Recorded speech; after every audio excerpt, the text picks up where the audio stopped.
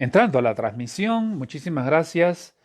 Eh, un martes más, una semana más, y ya sabemos que pues se van agregando las fechas y nosotros el compromiso es mantenernos aquí firmes con todos nuestros amigos que se conectan y con las nuevas personas también que se van integrando a estas transmisiones. Estos días he estado dialogando con personas de distintos lugares del Perú y cada uno está definitivamente pasando situaciones muy difíciles, muy complicadas y necesitan nuestro esfuerzo, necesitan nuestra perseverancia y lo más importante, necesitan nuestra presencia. Y esta presencia tiene que acompañarles a aquellas personas que nosotros sabemos que le está haciendo falta el consejo, escucharles, ¿por qué no? Acceder a algún bien físico que podamos acercar. Entonces, sabemos que seguimos en un momento de crisis y bueno, pues el día de hoy, mientras nos vamos integrando, muchas gracias a los que se van sumando. Miraremos el tema de primeros auxilios psicológicos, que era un tema que estaba pendiente y que es necesario abordar, que muchos de los colegas psicólogos en este momento y alumnos de los últimos ciclos, mediante distintas instituciones, están brindando soporte de primeros auxilios psicológicos. También lo está haciendo el Ministerio de Salud y bueno, pues muchas entidades que definitivamente va a ser interesante que el día de hoy nosotros abordemos esa temática de los primeros auxilios psicológicos.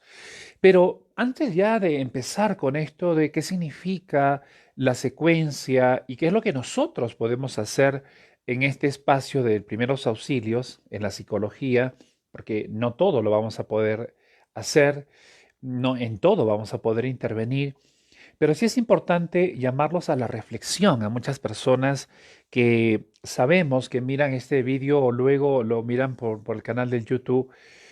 Mirar bien lo que estamos haciendo, la responsabilidad que en este momento ya no está en el gobierno, la responsabilidad ya no está en muchas instituciones, la responsabilidad ahora está en nuestras manos.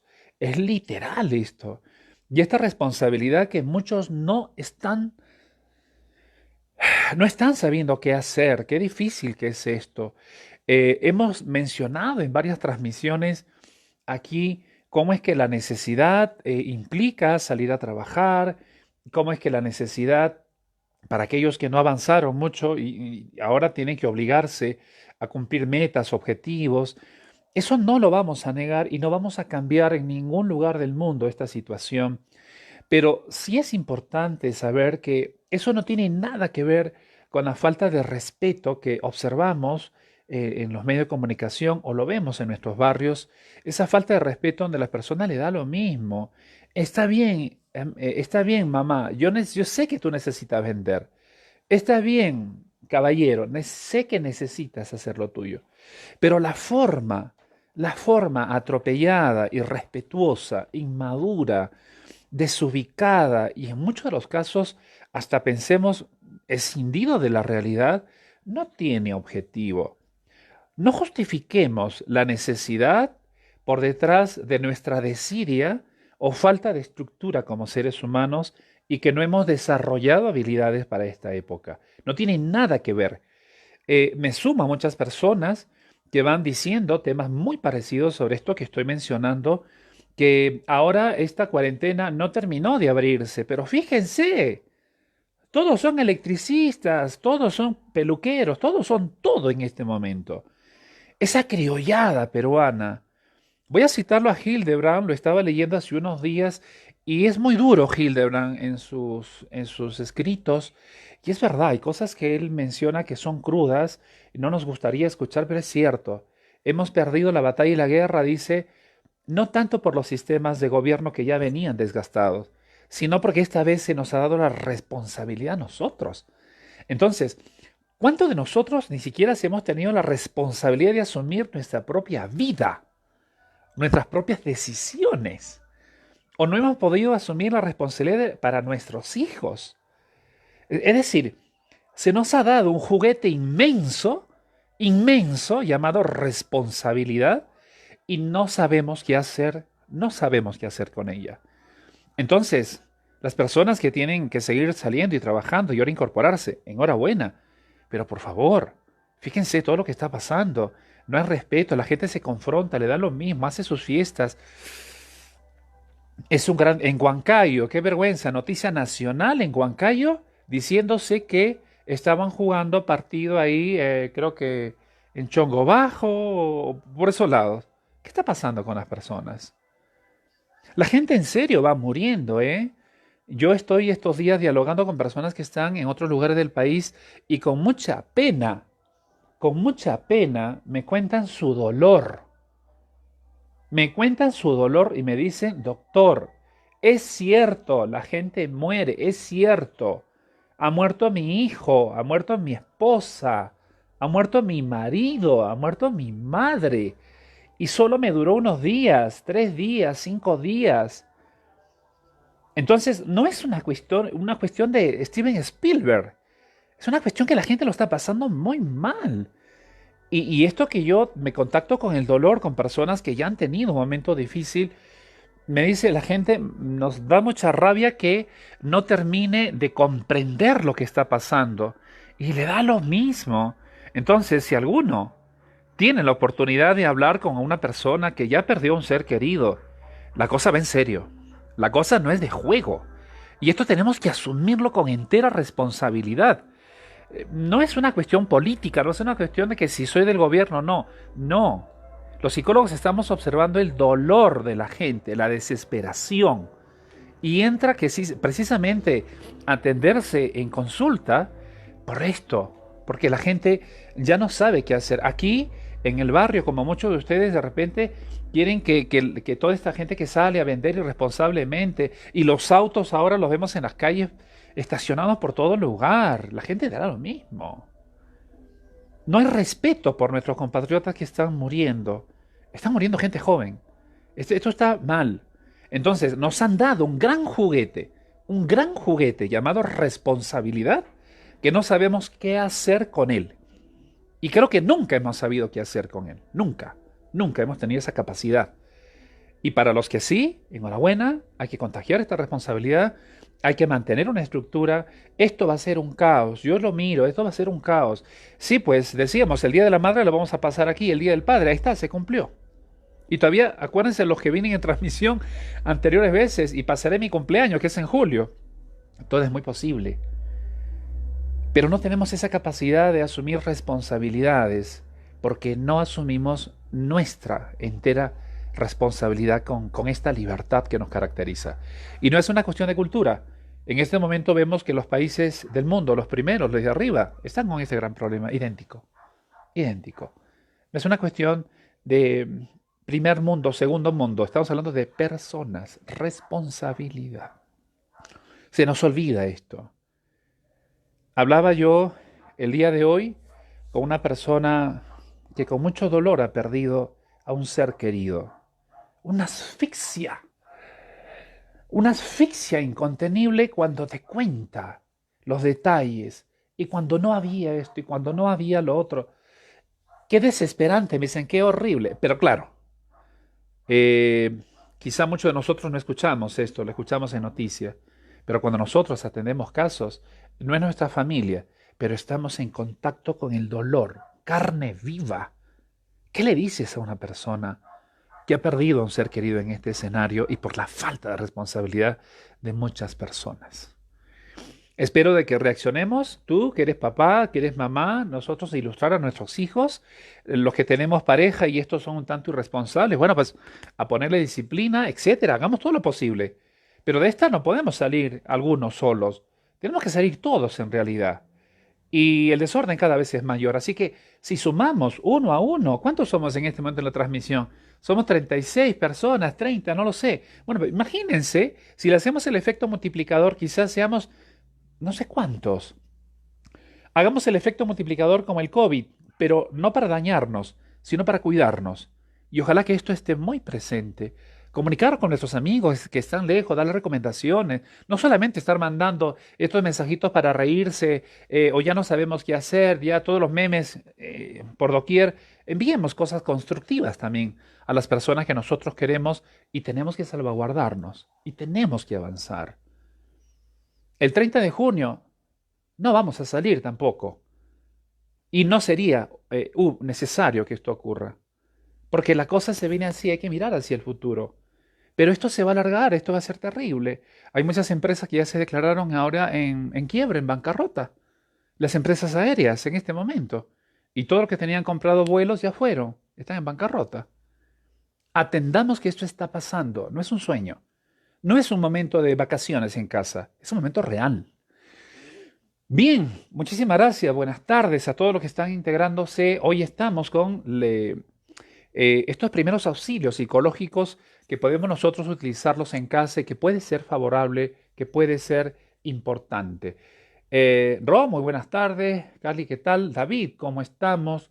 Gustavo y los que se van integrando y veo que algunos más están con nosotros. Daisy, Talía, ¿qué tal? ¿Cómo estamos? Ángela, Daisy, Magdalena, Naomi, ¿qué tal? ¿Cómo estamos? Cecilia, Nancy, Dino, volvemos Lino otra vez, Kevin, Martín y bueno, pues todos los que se van integrando, Sergio, Gladys, ya lo habíamos mencionado, Martín, Flor también estaba, Sandra, ¿qué tal? ¿Cómo estamos, Sandra? Espero de que el sistema nos esté presionando mucho en el trabajo ahora en el sector público. Gianmarco, ¿qué tal? Moni, ¿cómo está? Ya sabemos de Lima, Oscar y Ruth. Cuidado con esta responsabilidad, porque luego no será el virus, serán otras cosas. Cuando se ha propuesto el tema de los primeros auxilios psicológicos, esta es una de las técnicas que no era muy común en los países de Latinoamérica, porque no es habitual. Por ejemplo, en otros países, los que hemos tenido la oportunidad de estudiar y vivir, estar, bueno, pues en cada guardia de hospital, eh, del seguro, las 24 horas hay un psicólogo. Imagínense, ¿no? En otros sistemas de salud. Hay un psicólogo en todo piquete de guardia, así como encuentras al neurólogo, encuentras a la enfermera, al tecnólogo, las 24 horas en emergencia. En otros países hay psicólogo incluido en el equipo. Y he tenido la oportunidad de pasar por esas experiencias donde ahí los psicólogos sí, pues sí son entrenados para los primeros auxilios, para el caso de emergencia, que luego de repente llegó todo este abordaje del psicólogo en emergencia.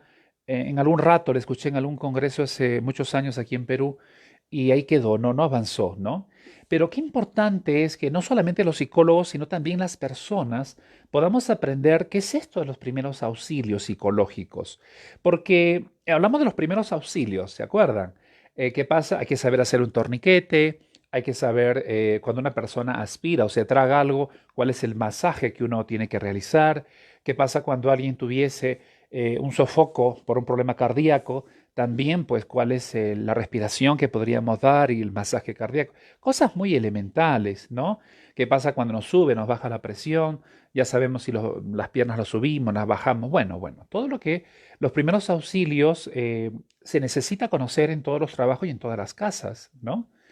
Como una medida preventiva, pero también como una medida de intervención, porque algo se tiene que hacer hasta que tenga asistencia profesional o podamos nosotros trasladarlo al lugar. Bueno, en el caso de los primeros auxilios psicológicos, es lo mismo, ¿eh? Tenemos que conocer cuáles son las pautas elementales y las pautas clave para que nosotros podamos asistir psicológicamente sin ser psicólogos, porque lo mismo pasa con hacer un torniquete. No hace falta que alguien sea cirujano para que pueda cortar la hemorragia que hay en la persona, ¿no? No hace falta saber si alguien se descompensó, le bajó la presión y darle algo azucarado. Bueno, no hace falta ser profesional para. Bueno, aquí nosotros tenemos el mismo escenario. No hace falta ser psicólogo para atender de forma preventiva, pero también asistida en estos primeros auxilios. Y aquellos que tienen formación, definitivamente les viene mucho mejor, ya que pueden utilizar los recursos formativos, los que estudian psicología, los que están terminando la carrera, o los que son profesionales y no tuvieron la experiencia esta de trabajar el SOS de la psicología. Porque muchos no saben qué hacer cuando alguien grita en la casa. Muchos no saben qué hacer cuando alguien llora y entra en pánico. Muchos no saben qué hacer cuando alguien es de noche y grita de su habitación. o alguien que quiere suicidarse o está en el intento de suicidio, o que comienza a cortarse los brazos, etcétera, ¿no? No sabemos qué hacer, nos desesperamos. Algunos pueden tomar acciones reactivas, impulsivas, gritando, otros salen corriendo en pánico, no saben qué hacer, alguno trata de llamar por teléfono a alguien, pero no. Nosotros tenemos que asistir en estos primeros auxilios psicológicos en casa o en el grupo humano donde uno se encuentre con la finalidad de contener, palabra clave, contener. Esa contención hace que luego pueda menguar esa crisis, ese síntoma, y que luego, bueno, pues podamos tener la oportunidad de contactarlo con un profesional.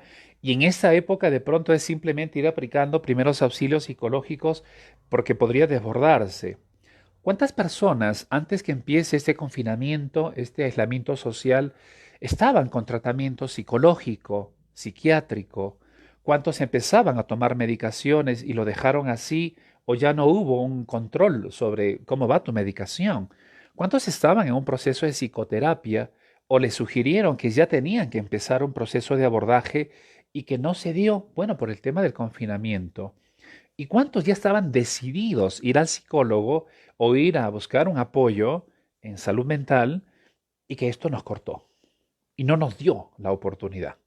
Entonces, para una persona que necesitó en su momento la intervención psicológica o psiquiátrica y el que estaba diagnosticado con medicación no se lo está atendiendo en este momento, el deterioro es enorme. ¿Por qué? Porque si el estado de ánimo antes estaba relacionado a cierta tristeza y se sentía mal, esto luego se convierte en distimia. Es decir, la tristeza se agudiza y se suma la ansiedad a elevados niveles. ¿De acuerdo? Y si esto no se atiende, va avanzando, ¿eh? Esto va avanzando. Se puede convertir en una depresión. Y en esta depresión ya se implican otros elementos más, como es el cuerpo. Entonces, ¿qué ocurre si estamos en casa y no tengo esa facilidad de movilizarme? Y aunque antes tenía también esa facilidad, no lo hacía porque, que voy a ir o esperaré el momento de crisis, ¿no? Entonces, el deterioro que comienza a ocurrir en las personas que necesitaron atenciones psicológicas o psiquiátricas, ahora es cuando están en un altísimo riesgo. Los niveles de autoagresión en las casas han subido.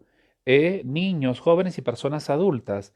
Los intentos de suicidio también han subido. No se está hablando sobre este tema y están en pleno confinamiento. Ya sabemos, la violencia de género también se ha disparado y la violación sexual a menores también se ha disparado. Entonces, es oportuno que nosotros podamos esta tarde desarrollar la importancia de los primeros auxilios psicológicos. Seguimos hablando de las personas. Sandra, ¿qué tal?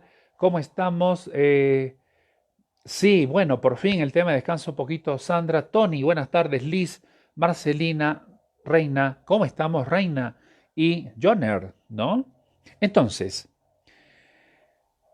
la primera pauta que nosotros tenemos que desarrollar, anotarlo, escribirlo, luego interactuamos, por favor, siempre es habitual hacer esto, es que cuando ocurre un hecho psicológico en casa, una crisis, una pelea, o cuando esto se comienza a salir de las manos, hay que contener. Y la contención no significa ya dar el paso cuando todo ha explotado. Cuando sabemos que en casa hay una persona con un estado emocional complicado, difícil, ya venía el problemita acumulándose, ya estaba en tratamiento psicológico, parece que le hacía falta o dejó el tratamiento, entonces la observación nunca tuvo que desaparecer. Todo el tiempo observar y escuchar ha sido la pauta para que ese es el mejor momento de prevenir y evitar una crisis, evitar un momento complejo, neutralizar, ¿verdad? Pero bueno, luego de esa observación, la misión cuando ocurren las circunstancias es contener. Y la contención inicialmente es una contención emocional. Pero ojo, hay que saber observar y escuchar. Cuando una persona está en crisis, lo que primero que tengo que darme cuenta es si no está implicado su cuerpo. ¿A qué me refiero? Cuando está implicado el cuerpo, no hay posibilidad que escuche. Y cuando está implicado el cuerpo, hay signos característicos. La persona respira muy rápido, a veces comienza a salivar con mucha fuerza, eh, la mirada es inclusiva o es perdida, el llanto es desaforado, no está escuchando la persona en ese momento, o a pesar que le digo algo, se cierren sus ideas. Entonces, en ese momento, el cuerpo está implicado. La adrenalina está derramado con todo. No nos va a escuchar. Se va a comenzar quizá a autoagredir o va a comenzar a golpear, a romper objetos. En ese momento es el cuerpo que está incluido. Entonces, los órganos sensoriales no están captando. ¿Qué hay que hacer en estas circunstancias? Observar era inicialmente, e incluso podríamos neutralizar antes, y luego el tema de la contención es simplemente estar cerca, escuchar, no ingresar a comentar demasiadas cosas, no ingresar a gritar, a insultar, que no nos gane en ese momento la emoción, porque lo que voy a hacer es voy a atizar más esa reacción biológica. Entonces imagínense, si yo tengo aquí una taza que me habían servido un cafecito, toma la cuchara, gracias. Por ejemplo, yo tengo esta taza, ¿no? Y esta taza, vamos a suponer que los niveles, miren, por favor, pase un vaso, ¿no? Con un vaso se explica mucho mejor. Pero vamos ahora con esto. Cuando el cuerpo está implicado dentro de este proceso, entonces no hay posibilidad, déjale la mitad, no hay posibilidad de que esta persona reaccione, porque todos los sentidos se han nublado, no escucha, no percibe, no comprende lo que le estás diciendo, más bien piensa que lo quieres atacar, ¿no? Bueno, dicho esto, vamos a mi ejemplo del vaso porque si no, no se veía en la taza. Imaginemos este vaso, y así le explico muchas veces a los pacientes, a los casos que yo llevo para que comprendan lo que está ocurriendo, ¿no? Pero bueno, si nosotros queremos aplicar los primeros auxilios psicológicos, observar y contener. Cuando voy a contener, cuando voy a intervenir, siempre mantenerme distancia. Eso es importante, física. Lo segundo es mantener una actitud no de confrontación, sino de contención. Es decir, estoy parado, erguido y te estoy mirando. No te estoy desafiando con el rostro, ni nada, ni con la mirada. Solamente te miro. Lo que se llama en la psicología el rostro de póker, ¿no? Inexpresión. Yo te miro, te escucho y trato de buscar el momento de intervenir. Pero si lo veo a la persona que está muy desorganizada, ¿no? Grita, llora, se agarra así, se rasca el cabello, veo que transpira, es como que se le seca la garganta, comienza a jararse los pellejitos, o sea, veo que el cuerpo está desorganizado, ¿no? O llora, llora, llora y no atiende a nada e incluso habla, ¿no?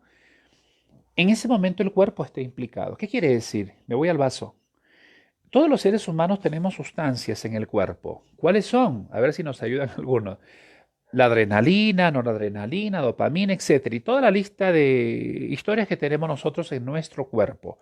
Que ya sabemos, esto con buena alimentación, con el cuidado de la salud, ejercicios y buen descanso, ayudamos a que estas sustancias se mantengan en el cuerpo. Pero ¿qué ocurre cuando una persona está en crisis emocional? Esta sustancia, vamos a suponer que este líquido que está en el vaso, son las sustancias que nosotros tenemos en el cuerpo. Si, así como en el vaso, esto tendría, vamos a pasar lo otro, esto tendría eh, que mantenerse en estos niveles, cuando la persona está en crisis, esto es lo que pasa. Fíjense, ¿ah? No me voy a tomar el vaso con agua.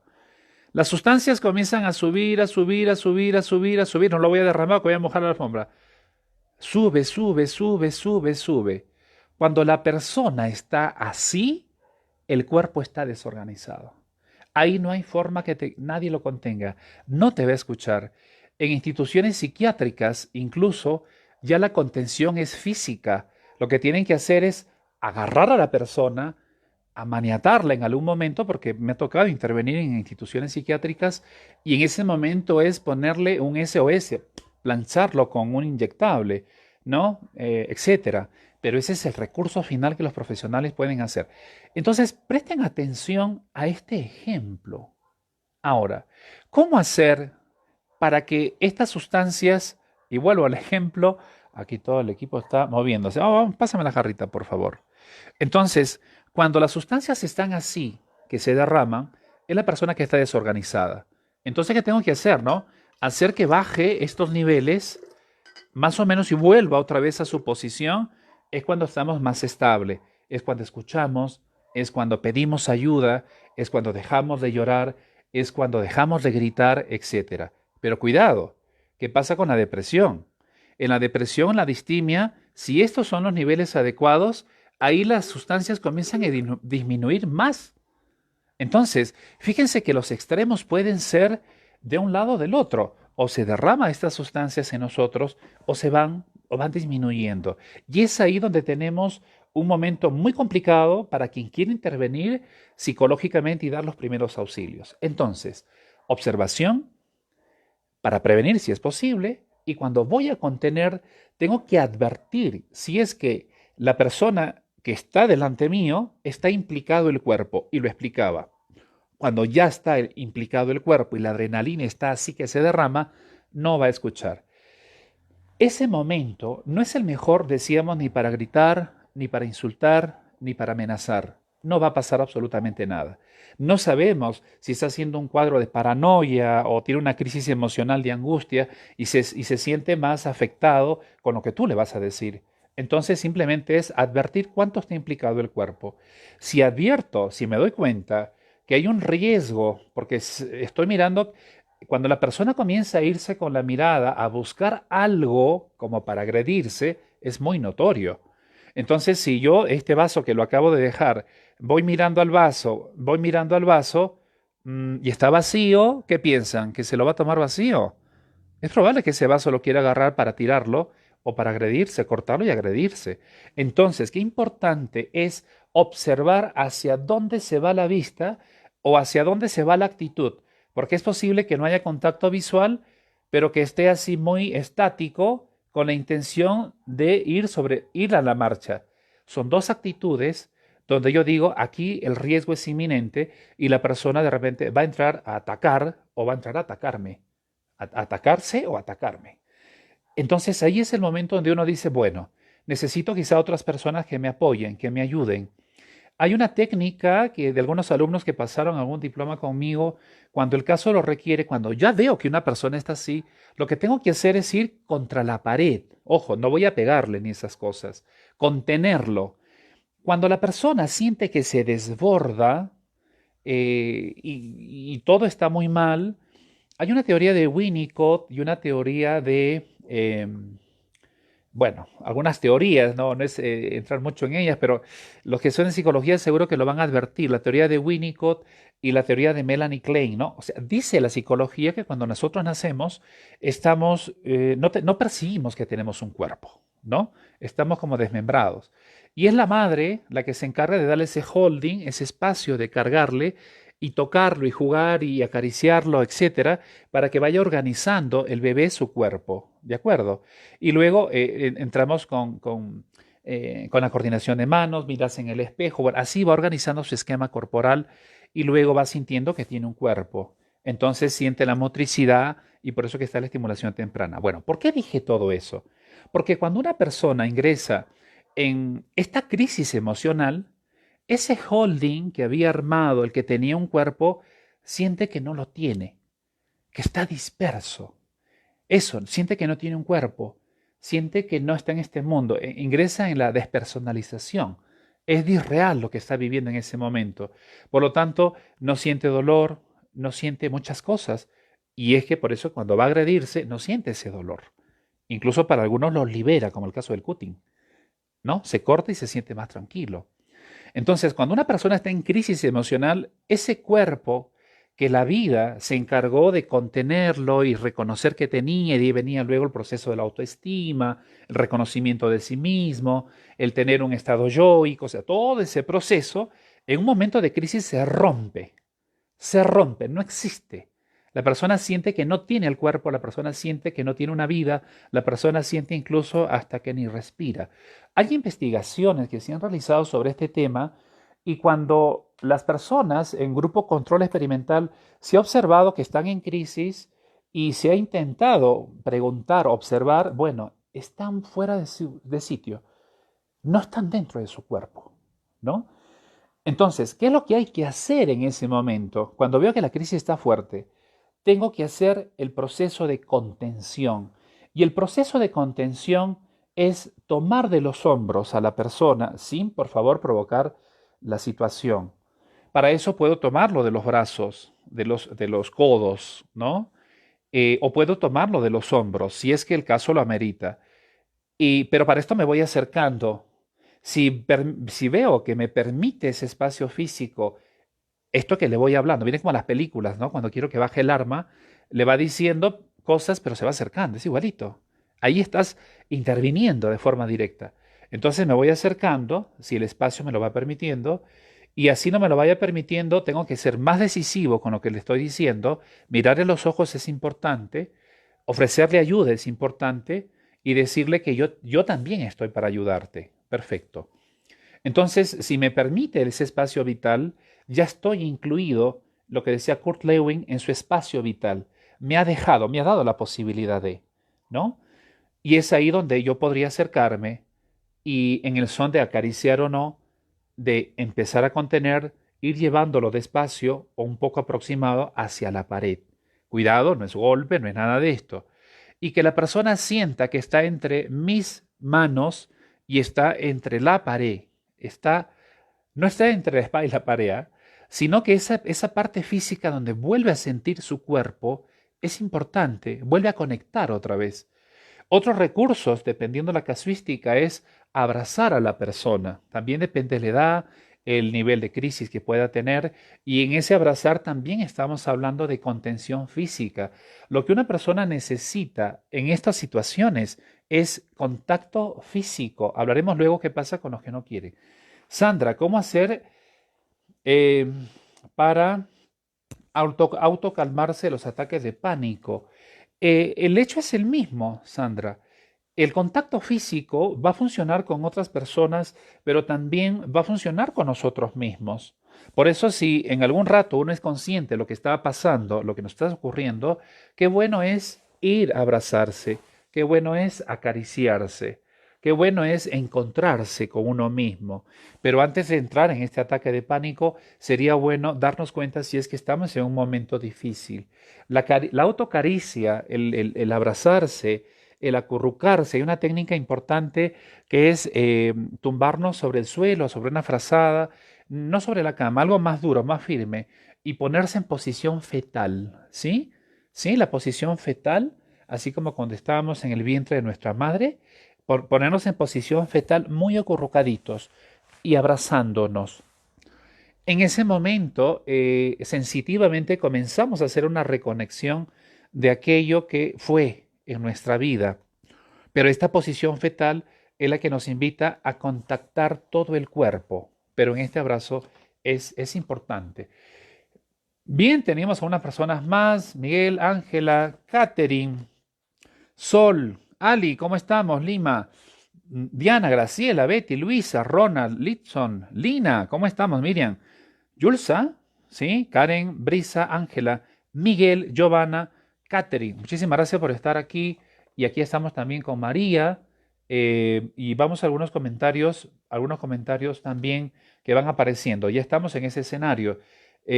Bueno, aquí María dice, pero dicen que está prohibido el contacto social. Bueno, sí, María, está prohibido el contacto social, pero dentro de casa, cuando yo tengo que intervenir en una situación de desborde, ese es uno de los recursos, no hemos hablado de todos, uno de los recursos cuando la persona está en crisis, ¿no? Y bueno, pues si estamos en casa, todos estamos manteniendo el autocuidado. No creo que en casa estamos a metros de distancia, estamos conviviendo, ¿no? Con una persona ajena sí, habría que pensárselo en realidad, pero estamos hablando inicialmente cuando estamos en casa. ¿Cómo brindarle contención a una persona que ha sido víctima de abuso sexual? Karen, una pregunta muy buena, muy difícil. Las personas que han pasado por el abuso sexual son aquellas que se sienten sucias, aquellas que se sienten culpables por algo que no hicieron y mientras más niñas, más todavía, mientras más niños es más, la culpa se internaliza.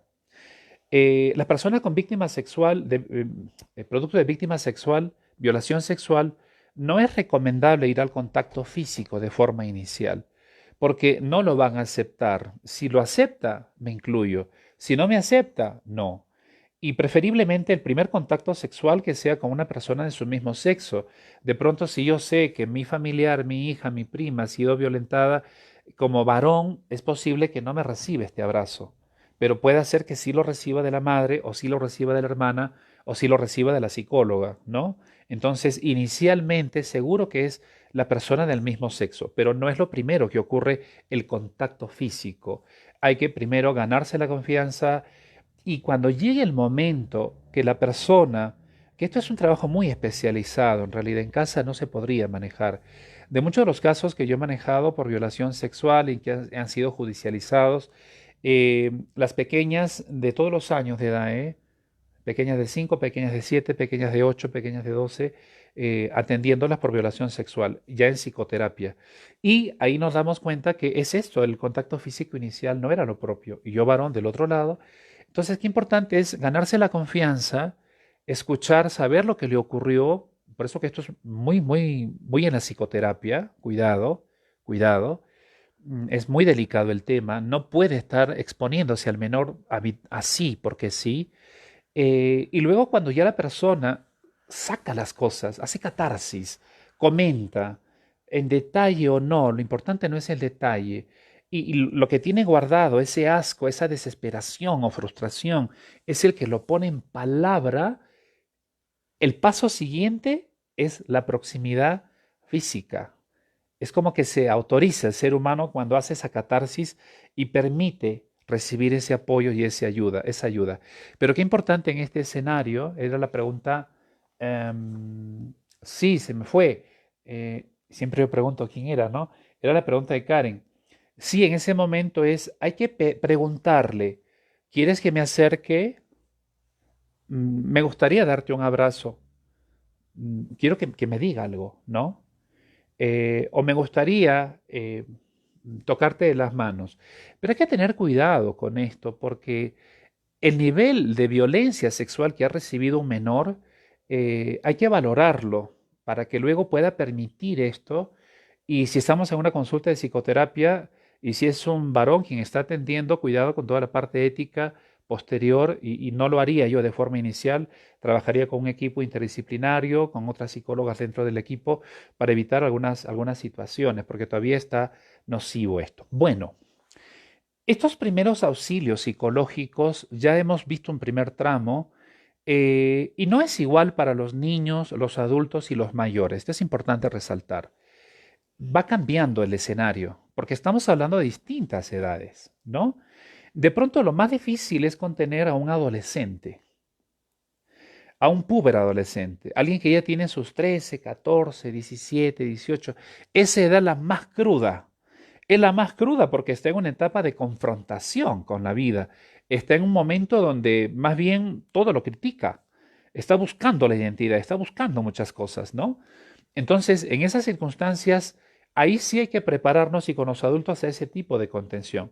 En el caso de los pequeños, ¿no? Vamos a hablar de los niños, hay que diferenciar una rabieta, ¿no? Un berrinche, en verdad cuando está desbordado emocionalmente. Creo que las madres de estos son especialistas en saber diferenciar el llanto de sus hijos. Y un niño que está en crisis es el que llora, pero el que se tira de los cabellos, más allá que pide algo, reclama algo, pero cuidado, el contexto es importante de evaluar. No está llorando así por una manzana, por el juguete, por el chicle. Escuchar bien lo que dice. Mi papá no me quiere. Mi mamá dijo que no me quería traer a este mundo. Mi abuela dijo que iba a matar a mi papá. Escuchar bien lo que está diciendo el pequeño. Me dejo entender. O ya no soporto estar encerrados. Escuchar bien lo que dice. Que ahí está la clave, ahí está la diferencia. Y si solamente llora, llora, llora, llora, se desborda, bueno, hay que darnos cuenta si cuando le va faltando el aire al pequeño y no respira, y los que han pasado por un momento de crisis de pataleta saben lo que estoy diciendo, generalmente vuelven otra vez sobre sí. Pero cuando yo me doy cuenta que se pone cianótico, cuando no respira, va cambiando de color, siento que se va inundando sobre sus fluidos, entonces digo, ok, es pequeño, no sabe controlar las emociones y yo necesito intervenir. Y ahí no es intervenir ni con golpes, ni otra vez, ni con amenazas. Fíjense que la contención no es agresión, no hacemos nada. Pero qué importante es invitarlo a, clave, prestar atención con lo que voy a decir, por favor. Toda persona que se desborda, sea niño, sea joven, sea adulto, hay que llamarlo por su nombre de pila. Ojo, Carlos, quisiera que tal. Víctor, estoy aquí para. Mónica, ¿no? Hay que llamar por el nombre de pila. Hay una teoría en la psicología, en el psicoanálisis, cuando el sujeto se siente escindido, cuando el yo se siente partido, explicaba esto del cuerpo cuando nacemos, ¿no? Cuando siento que no estoy aquí, estoy despersonalizado y no puedo más y estoy en otro mundo, qué importante es hablarle por su nombre de pila, no por el diminutivo, nombre de pila. Porque el sentirse nombrado en el psicoanálisis, a ver, los que están en psicología, hace que su estado yoico se reafirme, vuelva a su sitio otra vez. ¿Estamos de acuerdo? ¿Sí? Entonces, dejando el psicoanálisis y vamos a la intervención, yo cuando nombro el nombre de pila de una persona, o los nombres de pila, como se suelen llamar si tiene dos, es cuando hago que ese yo se vuelva a reconstituir otra vez psicológicamente. Y la contención es más fuerte, es más intensa. Y voz firme, voz clara, dando pausas, dejando silencios, con la posibilidad que el otro pueda decir algo o que me puede escuchar. Porque si yo grito o hablo muy rápido, la persona hay que comprender que está desbordada emocionalmente, su sistema de radar, sus órganos sensoriales, no está captando. Hay intermitencia. Si no, ustedes no creen que escucharían el timbre de voz y todo el desorden que hubiese hecho. No, el sentido común lo ha perdido. Recordemos que es lo que decía Santo Tomás de Aquino, uno de los padres de la iglesia, dominico. Decía que Santo Tomás de Aquino decía que el sentido común es simplemente la utilización de todos los órganos sensoriales en una. ¿Sí? Oh, maravilla, dicen, ah, sí. Claro, tener sentido común es que todos tus sentidos estén percibiendo lo que está ocurriendo y los pongo a trabajar en acción, en una. Ese es el sentido común. Y cuando hemos dejado de escuchar y cuando no percibí la temperatura y cuando no pude oler un humo que salía, ¿qué pasó contigo el sentido común? Si estabas oliendo, sabías que se quemaba algo, ¿cómo te vas a dormir, no? El sentido común. Entonces, cuando la persona está desbordada, hay que comprender que ese sentido común, que sus órganos sensoriales no están decodificando, no están filtrando información. Lo que se llama en la psicología, no hay un proceso de atención ni percepción, están idos. Entonces uno tiene que no solamente hablar por el nombre, vuelves al lugar, lo estás nombrando, lo traes en sitio, reconstituyes el estado interno yoico, pero por otro lado también hablamos con firmeza, hablamos claro, miramos a los ojos, no de forma intrusiva, lo miro y cuando veo una actitud extraña, retiro mi mirada y luego vuelvo sobre esta mirada, despacio. Estoy conteniendo una situación. Avanzamos a más todavía. Eh, Voy hablando dejando espacios. ¿Por qué? Porque si yo hablo a una velocidad grande, estos sentidos no lo van a captar, se van a ir, no me va a comprender. ¿Han visto el dibujito de, de Homero Simpson? Cuando le habla a la mascota, a su Firulais, y el Firulais lo mira y no entiende nada, bueno, es eso, ¿no? Entonces hay que hablar pausado, claro, concreto, de la situación, lo que vamos a hacer, lo que tú necesitas. No comenzar a recordar cosas del pasado.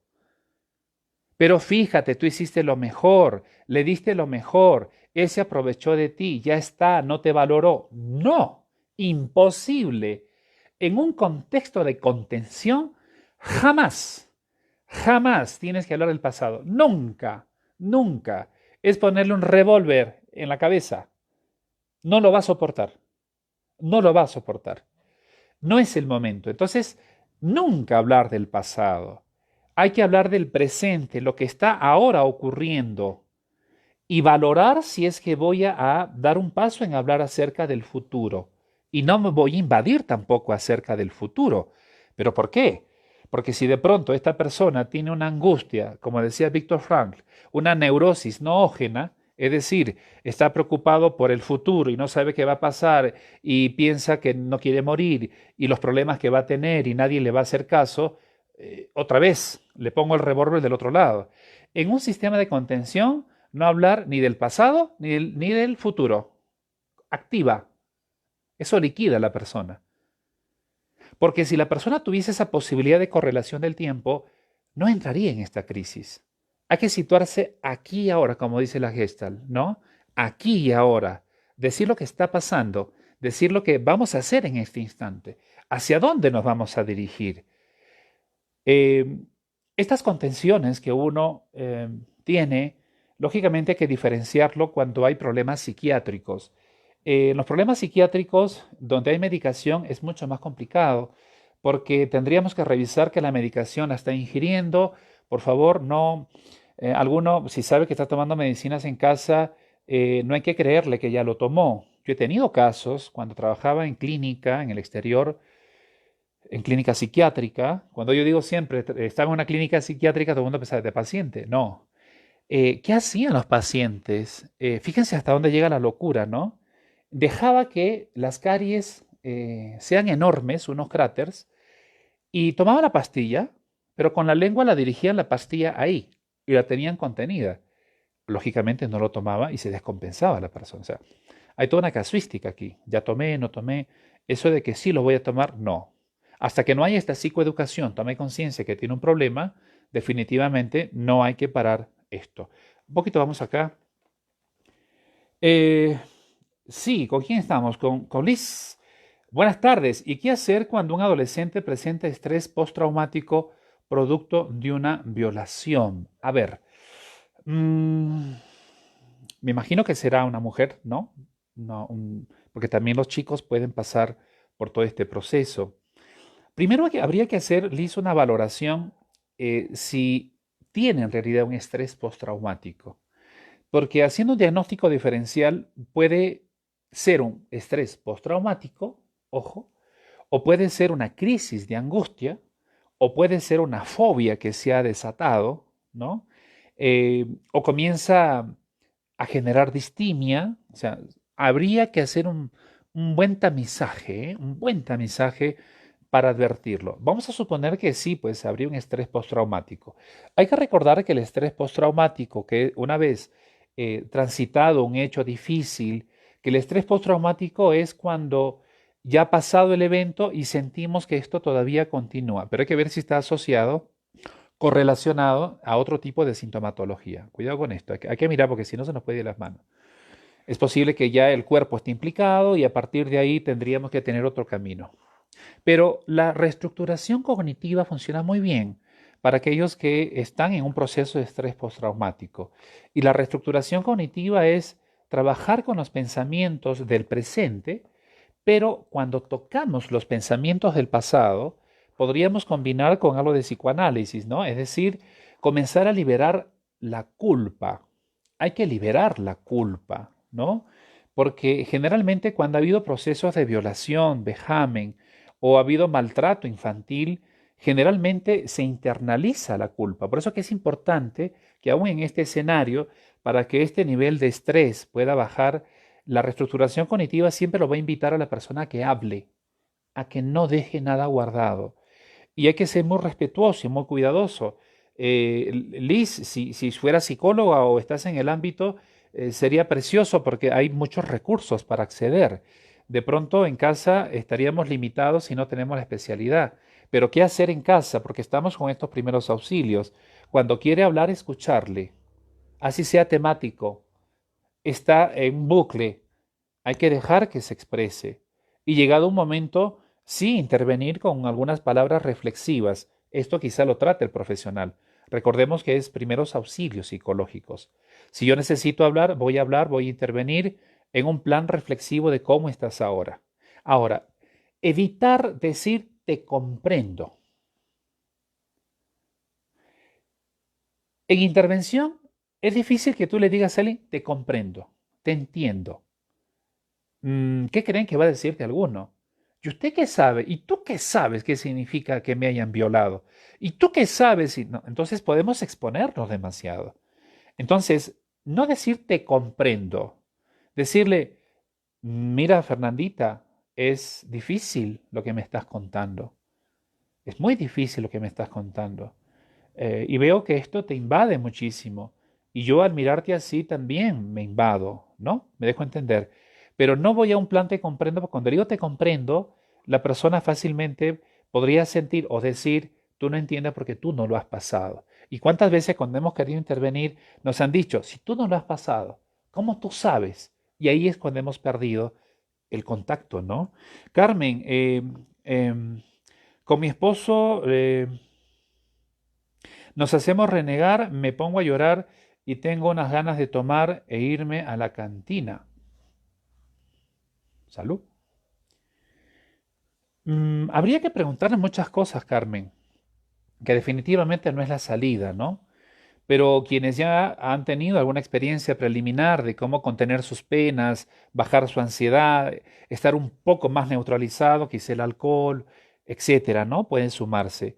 Si ha habido esas prácticas, Carmen, entonces en algún rato de su vida, aunque sea esporádico, es volver a esto que se ha reprimido en algún momento porque no se ha resuelto y ahora es cuando se activa otra vez. Si es que no hemos tenido consumo de bebidas en ningún momento de la vida y ahora aparecería, bueno, pues una forma de salida que estoy buscando, que podrían ser otras, pero ¿por qué siempre pensar tomar alcohol, ¿no? Habría que ver la representación simbólica, qué significa el alcohol para mí. Es adormecerme, no pensar, y pensemos que esos son placebos, ¿eh? Y habría que controlarlo. Oscar me dice, está prohibido el contacto social, pero si alguien está para asistirlo, entonces, ¿dónde queda la generosidad?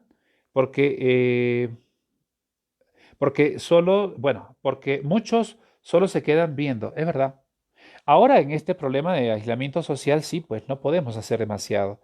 Sin embargo, hay que valorar la situación. Esto estamos hablando inicialmente en casa, el grupo cercano, y si tuviese yo que intervenir, primero, si estoy fuera en la calle, bueno, pues imagino que estoy con todo el atuendo necesario. Imagínense la policía, lo que está haciendo en este momento. Pero es cierto, el cuidado social hay que manejarlo y tenemos ya algunos alcances para manejarlo. Muy bien, ahí tenemos Sol. ¿Qué hacer cuando una niña de 11 años es violada? Bueno, eso ya lo hemos hablado. Bueno, pero por su propio padre, ¿sí? ¿Cómo ayudarla a superar el trauma? Sol, si ha sido por el padre, la sugerencia inicial es alejarlo de su agresor, inmediatamente, que es lo que a veces no suele ocurrir.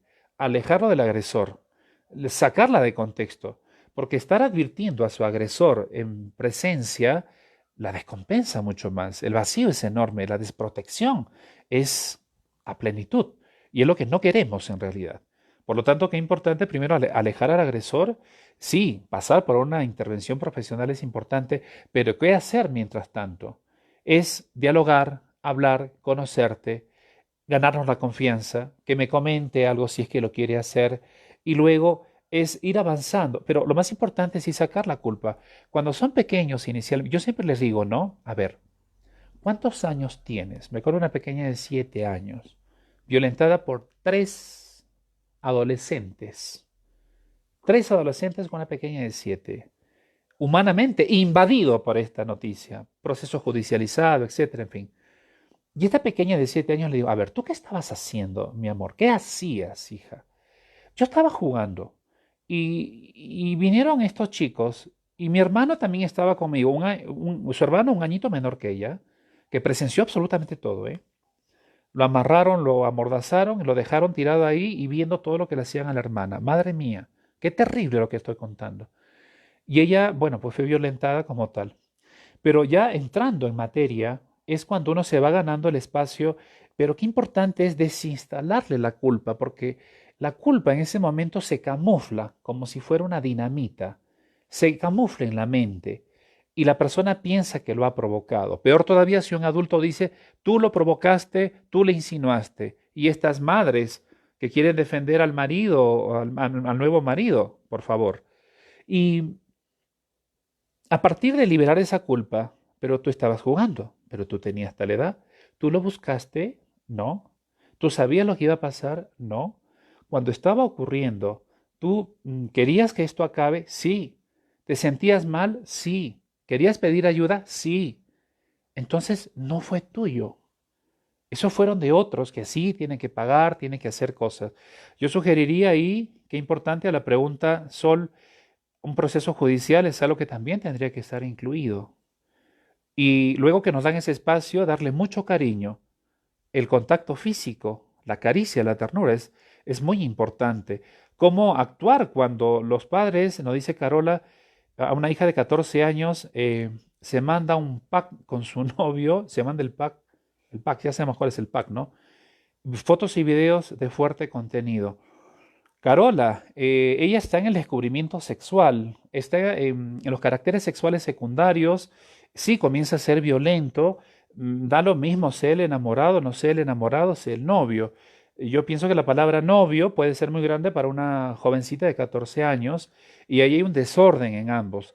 Es el momento de comenzar a hablar de la educación sexual, la formación sexual ya con ella y hablar las cosas en serio. Pero también vemos que no hay diálogo con el tema de la sexualidad, ¿no? Y ella no comprende un poco los límites. Es cierto que luego van a pasar cosas entre pareja, muchachos, etcétera. Pero también esto de los packs que se han puesto de moda, y sabemos que los packs, ¿no? Son fotografías, videitos que empaquetamos, semidesnudos, desnudos, así tal, y lo enviamos, ¿no? Y ahí el problema de autoestima es el que hay que comenzarlo a trabajar. Hay problema de autoestima, seguro. Naomi, ¿qué tal? ¿Y cómo se podría ayudar a liberar la culpa de otra persona? La culpa es aquello que lo hemos internalizado por el discurso del otro. El otro es el que nos ha dicho con sus acciones o sus palabras que yo soy esta persona que ha tenido que ver en este escenario. Pero marcar la línea divisoria, Rotter es un autor importante en la psicología, los invito a quien quiera un poco a leer más. Él nos habla del locus de control interno y el locus de control externo. ¿Qué significa? No es loco, ¿ah? Locus. El locus de control interno significa es que yo pueda darme cuenta qué cosas son mías. Y el locus de control externo, qué cosas son aquellas que son de la otra persona. Entonces, cuando yo siento que una persona tiene esa culpa y cuando estamos en la intervención de estos primeros auxilios psicológicos, vamos a percibir precisamente esto, que mucha gente se siente culpable y en el momento que está en crisis tiene esta culpa, ¿no? Entonces, es interesante que uno le diga, tú no tuviste que ver en esto, es lo que estaba mencionando, tú no lo buscaste, tú no quisiste que esto ocurra, no te diste cuenta, etcétera. Entonces, es oportuno, cuando trabajamos el tema de la culpa en la intervención de primeros auxilios psicológicos, para que podamos controlar la situación. Ya en psicoterapia, por supuesto que el tema de la culpa está relacionado a hacer toda una intervención de técnica de reminiscencia, ir al pasado, elaborar, volver, etcétera, reinstalar psicológicamente otros dispositivos para poder confrontar la resiliencia, etcétera. Ahora, qué importante es darle la contención a la persona y decirle que juntos vamos a salir de esto. La persona en un tema, en un momento difícil, la contención no solamente pasa por lo que digo y por lo que hago, sino también está pasando por otro elemento. Necesita una promesa. Porque si nosotros hemos nombrado a la persona, ahí está el tema de psicoanálisis, reestructurar el yo en ese momento, necesito avanzar a más y darle una promesa. Otra vez en la psicología, ¿no? Cuando se habla en la psicología, la promesa de amor.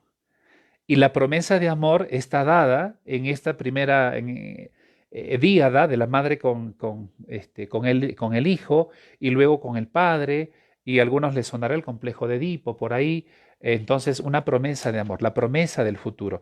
Y esa promesa de amor es la que necesitamos recibir en ese momento donde estamos descompensados. Juntos vamos a salir. Yo te voy a ayudar, por favor. Promesa que se emite, promesa que tenemos que cumplirla. Porque en ese momento yo he enganchado a la persona. Está confiando en mí, está recuperando la confianza y la seguridad también. Y yo le hago una promesa para, entonces si tú dices, voy a llamar, ahí te voy a conectar, pásale el dato, por favor. Si yo te digo, ¿sabes qué? Voy a hablar con tal persona para mediar por ti, voy a hablar con tal persona. No voy a resolver la situación por ti, porque no son mis decisiones. Y qué importante siempre es hablar con la realidad. Yo te voy a acompañar, vamos a avanzar, vamos a ver una salida, hay alternativas. Y si somos psicólogos los que estamos interviniendo, tenemos más recursos y podríamos hablarle, mira, hay este camino, hay el otro camino, etcétera, etcétera. La contención con personas que tienen esquizofrenia, todas las esquizofrenias, que hay una clasificación, el tema de la psicosis, tiene un abordaje más duro todavía un poco, porque podríamos entrar, creo que hay algunos colegas conectados, podríamos entrar con el juego del delirio y la alucinación. Mi contención va en comenzar a trabajar con tu delirio y alucinación. Es decir, yo también muestro una parte de ese brote, ¿no? Con la intención de que puedas sintonizar contigo en el lenguaje. Yo me acuerdo que una vez que estaba en contención con un paciente de esquizofrenia, un muchacho de 25 años, mucho más grande que yo, así inmenso, hacía pesas, no hubo otra forma porque era imposible. 5 personas no podían contenerlo ni siquiera para aplicar una inyección. Se lo fue a buscar a la casa. Entonces se tuvo que jugar con la alucinación y el delirio. Eso es interesante, hay técnicas sobre esto. Y la persona como que entró dentro de este mundo, ¿no? Y ahí es cuando uno tuvo la posibilidad de incluirse. Qué importante. ¿Cómo tratar con un manipulador? Hablo del padre de mi hija. No vivimos juntos, pero él me hace la vida a cuadritos. Yopala, Yopala, ¿sí? Si te hace la vida a cuadritos, tú eres la vida rayada. Eh, Yopala, ¿no? Sí, es el nombre que aparece aquí. Qué interesante es ponerle principio de realidad en formalizar toda esta situación.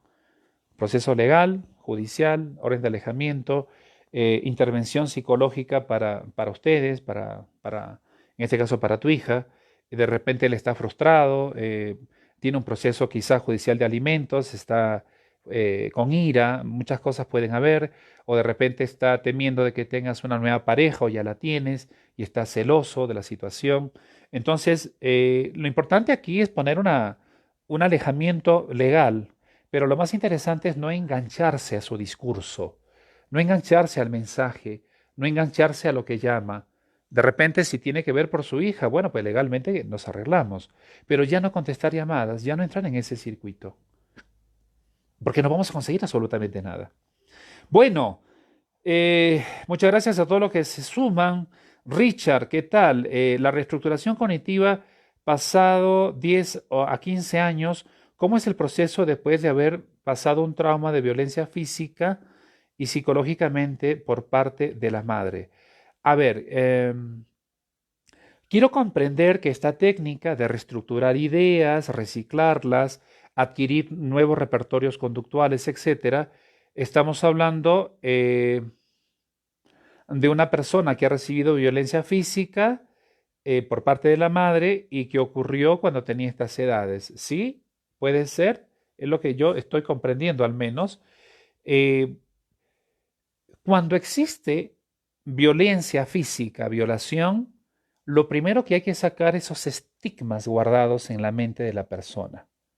Porque no solamente no queda una promesa de amor, sino que lo que está pasando es que internaliza no solamente la culpa, sino internaliza que el mundo es así.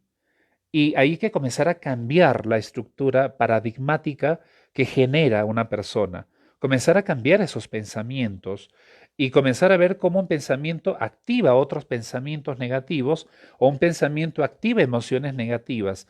Entonces, habría que hacer una matriz donde habría que cambiar los pensamientos negativos por pensamientos adaptables, positivos, y ver cuál es el resultado y el impacto a mediano y largo plazo. Bueno, Karen, ¿cómo hacer si los problemas económicos agobian tanto y nos cruza el tema de la existencia? Karen, es un tema de todos.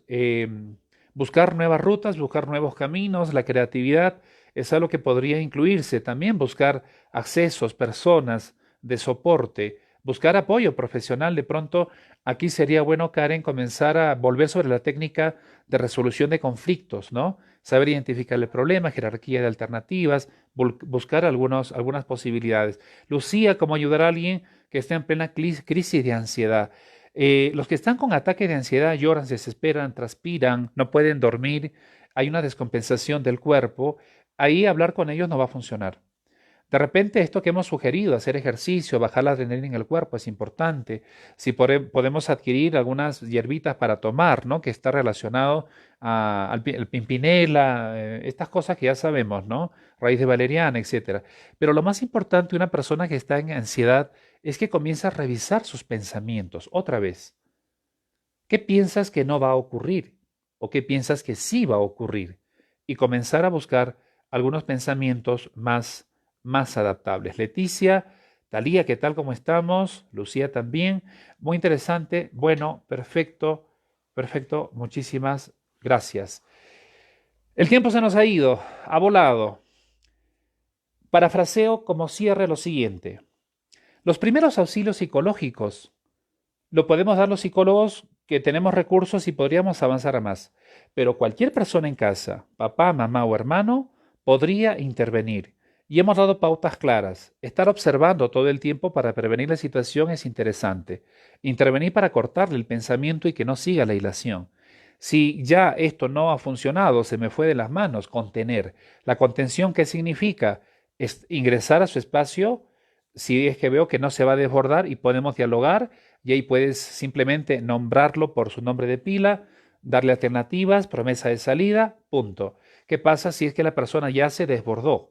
Si la persona se ha desbordado, yo necesito contenerlo físicamente en cualquiera de las edades, aún también si es adulto mayor, porque necesito que vuelva a sentir su cuerpo otra vez. Si lo puedo invitar a que duerma en posición fetal, lo voy a hacer. Que se abrace también, un poco de música de fondo también.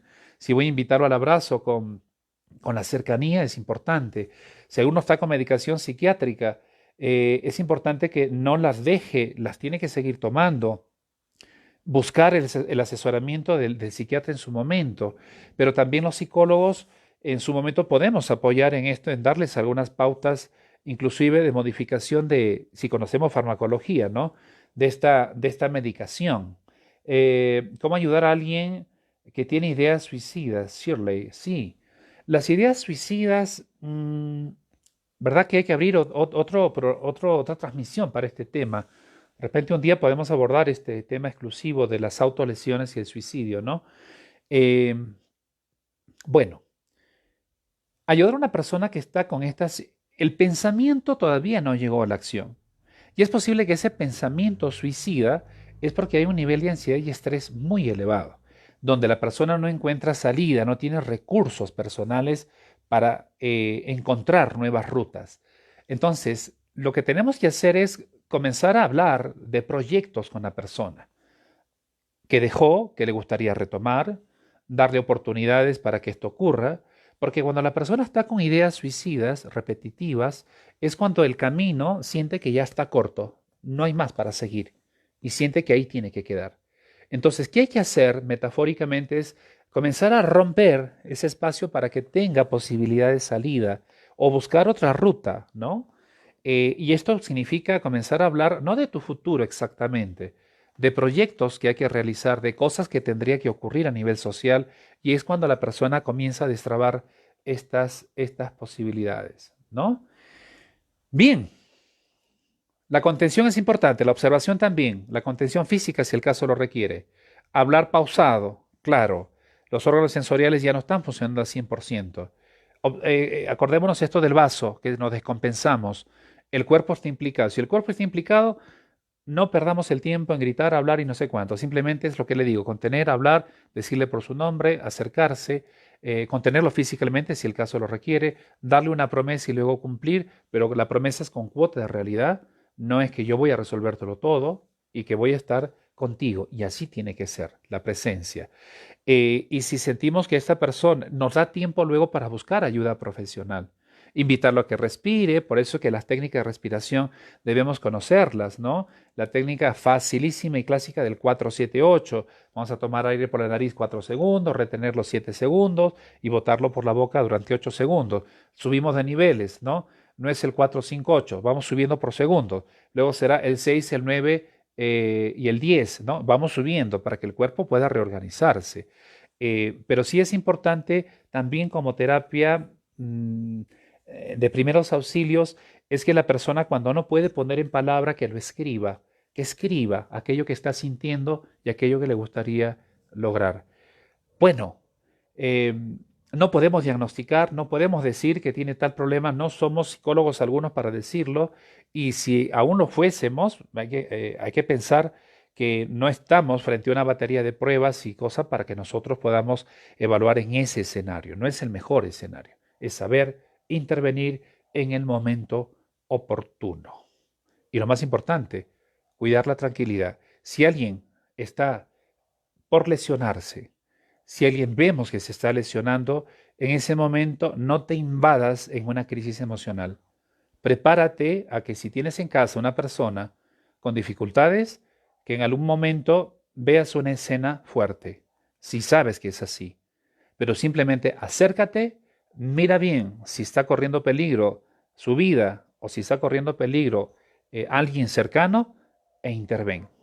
Y lo más interesante es que si hasta que salgamos del aislamiento social tenemos este tipo de dificultades, más se debe buscar apoyos profesionales, que tendría que ser ese el acceso, es invitar a que la persona o tome medicaciones o acompañamos con hierbitas o seguimos dialogando con la persona para que pueda romper esa estructura de pensamiento.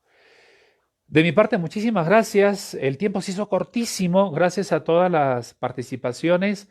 Seguro que vamos a continuar. El jueves tenemos un tema bastante importante también y estemos pendientes para... Nadie me dijo cómo se llama el programa, o el programa, el espacio. ¿Se acuerdan que dijimos? Ya pues escríbanos cómo se llama el espacio como tal. Así es que tenemos que asistir y la vocación es algo que nos tiene que llamar como seres humanos, sin ser psicólogos, cuando tenemos que atender a una persona que nos necesita. Nunca llorar con la persona, jamás. El psicólogo no va a llorar jamás con su paciente, aunque luego se destruya por dentro. Cuidado con la contratransferencia. No engancharte, no vas a ayudar en nada. No puedes llorar con la persona. Tienes que respirar y pensar que no favoreces y también no te puedes invadir, porque también te vas a afectar. ¿De acuerdo? Muy bien. Muchísimas gracias. Estamos en contacto. Gracias a Leticia, Anthony y todos los que se fueron sumando. Nos vemos entonces la próxima conexión. Buenas tardes.